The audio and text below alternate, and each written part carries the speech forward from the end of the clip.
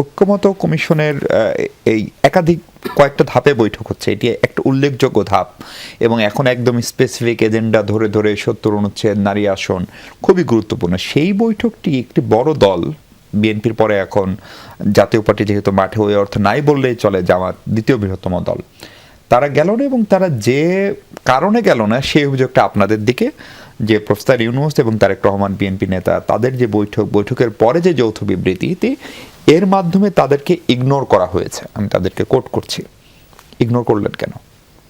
ধন্যবাদ। প্রথম কথা হচ্ছে যে এটা আসলে ইগনোর করার বিষয় না।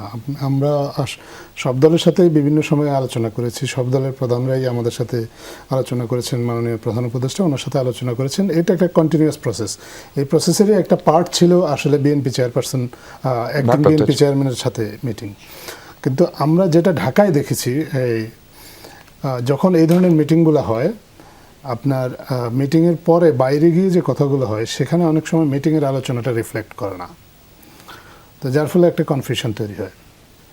তা আমরা আমাদের দিক থেকে চেষ্টাটা ছিল কনফিউশনটা যাতে না হয়, কনফিউশন দূর করা, কারণ আমাদের কাজ হচ্ছে আসলে মানুষকে সঠিক তথ্যটা দেওয়া, মানুষ যাতে বিভ্রান্ত না হয়, কারণ আপনি জানেন যে এই সময়টা খুব ক্রিটিক্যাল। আপনাদের মানে প্রধান উপদেষ্টার দপ্তর এবং বিএনপি দুই পক্ষই? আমাদেরটা আমরা বলতে পারি, আমরা আমাদের, কারণ ওই জয়েন্ট স্টেটমেন্টের ব্যাপারে সরকারেরও তো একটা সম্মতির বিষয় থাকে। সরকার যদি সম্মত না হয় তাহলে তো আর জয়েন্ট স্টেটমেন্টটা হয় না। আর আপনি যদি এখন আপনি যে অভিযোগটার কথা বলেছেন যে ইগনোর করলো কেন, ইগনোর তো আপনি অভিযোগটা আমাদের দিকেই আসছে, আপনি তো বিএনপিকে বলছেন না যে ইগনোর কেন করলো, আমি না, জামাত বলছে। রাইট। সো যেহেতু আপনি আমাকে বলছেন বা সরকারকে বলছেন, আমি সরকারের পয়েন্টটাই আপনাকে শুধু বলতে। কিন্তু জামাত যে আসবে না আজাদ ভাই, সেই কথা তো আনুষ্ঠানিকভাবে তারা ঐক্যমত্য কমিশনকে জানিয়েছে এবং কমিশনের চেয়ার হচ্ছেন প্রধান উপদেষ্টা স্বয়ং নিজে, ফলে এটি নিশ্চিতভাবে আপনারা গতকালকেই জানতেন। তার মানে কি যে তারা যে অবহেলা করার অভিযোগটা তুলছে সেইটার বিপরীতে আপনারা তাদেরকে কনভিন্স করতে পারেন নাই? না, এটা তারা তো বলে নাই যে তারা ঐক্যমত্য কমিশনের আলোচনা থেকে বেরিয়ে গেছে। এটা তাদের একটা প্রতীকী প্রতিবাদ। আপনি নিজেও সেটা বলেছেন যে প্রতীকী প্রতিবাদ করার অধিকার তো যে কোনো রাজনৈতিক দলেরই আছে। এটা তার রাজনৈতিক কৌশল হতে পারে, তার কাছে মনে হতে পারে যে হ্যাঁ,